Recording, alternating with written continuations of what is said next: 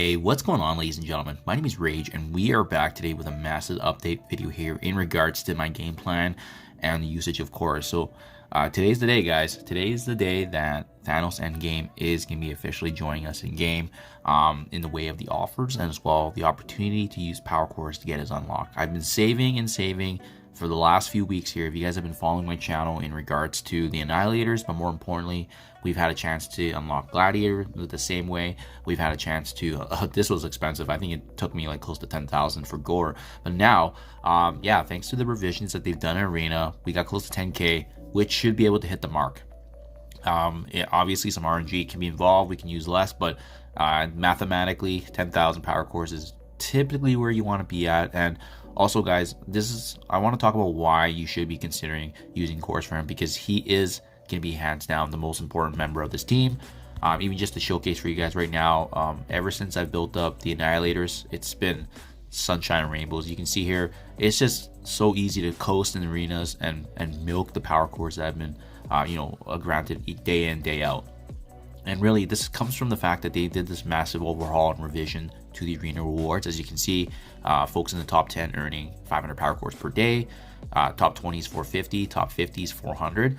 So if you're outside of this bracket, this is where I would highly recommend you guys building up these Annihilators, because they're going to push you up higher. At the same time, once I'm done unlocking Thanos Endgame, I'm going to be starting the Horde once again for the next team, in this case Orcus Tech.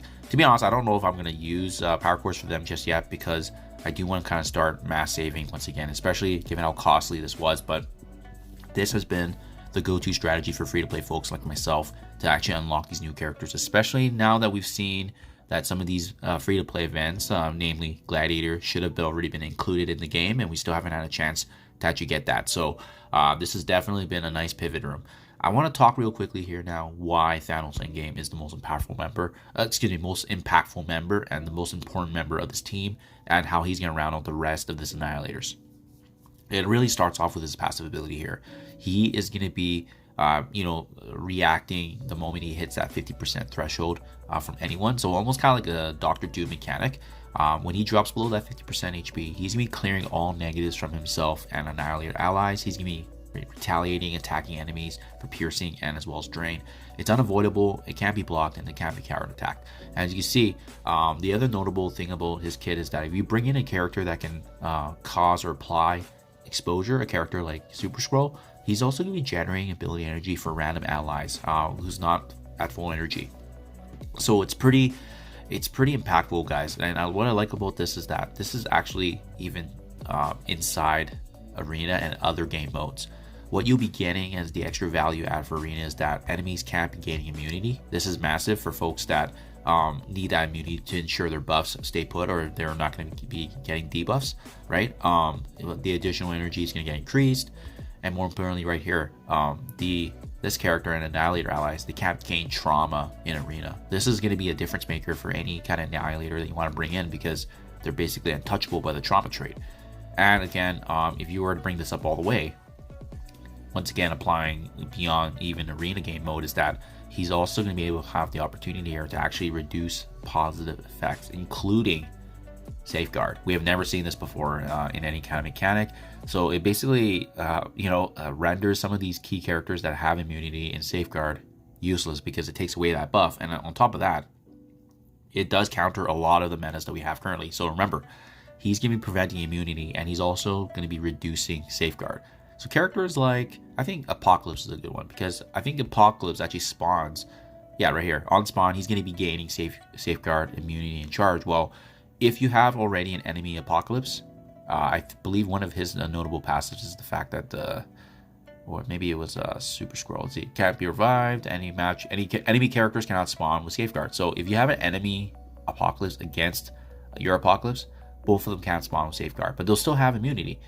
Well, not with Thanos. If you have Thanos Endgame, they're not going to be able to gain immunity, so that makes them completely open for attacks. And remember, they also can't get trauma inflicted on them as well. Another good one is Super Scroll. I believe Super Scroll Special right here. This is a big one to bring in now, potentially into the works, because he can actually apply exposure. But as well, when he does use his special ability, the moment he goes into his stealth mode, he also gains immunity. Well, he may not be able to gain immunity, which means his defense up, his offense is he can be stripped away. You know, it renders a lot of these characters that get this natural protection with immunity and as well as the trauma protection. Pretty notable, guys. Pretty notable. I think Black Knight, let's take a look at his passive. Right, once again, on spawn, he's gaining taunt, defense up, and immunity. Well, he's going to be losing that once again when he's up against Thanos endgame. So many of these meta characters are going to be countered directly, so you probably want to be focusing in on more of these annihilators now that we have a full 4-piece, 5-piece team.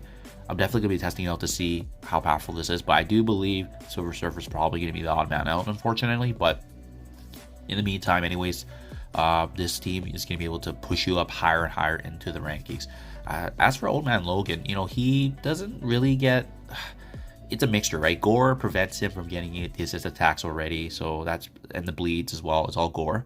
But I believe, you know, his last thing was also his special where he can actually cause trauma. Well, he's not going to be able to have trauma and a stun anymore if you actually have Endgame Thanos here too. So that's the other thing. I think the combination of Endgame Thanos and Gore likely pushes out Old Man Logan now officially, especially since he can't really do anything much. And look, even here, gain safeguard and immunity. Well, he's not going to be gaining immunity, and as well on top of that, Thanos Endgame can actually remove the safeguards once his passive kicks in. The only really big weakness I see with Thanos Endgame completing this team would be the fact that you have to push him, right? It's similar to the Doctor Doom kind of mechanic here, where you have to consider, you know, putting him next to Gladiator so that way he gets attacked, and you really do want him to get pushed so that way his passive triggers and it basically resets the match and really renders your enemy useless. I think it's going to be very interesting in the mirror matches because this Annihilator team against each other is going to be pretty devastating.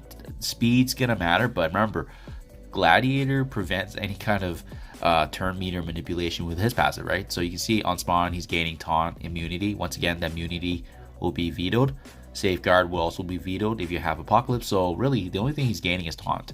And then remember with him, if he is above that 50% HP, enemies can't fill or reduce speed bar for themselves. Does not apply to normal speed bar. So in this case, there's not really going to be a lot of speed manipulation. The biggest thing is taking down the enemy Gladiator as soon as possible, and then using your abilities. It's basically a race against time, but it almost kind of resets the match now, where there's not going to be any funny business going on with speed meter.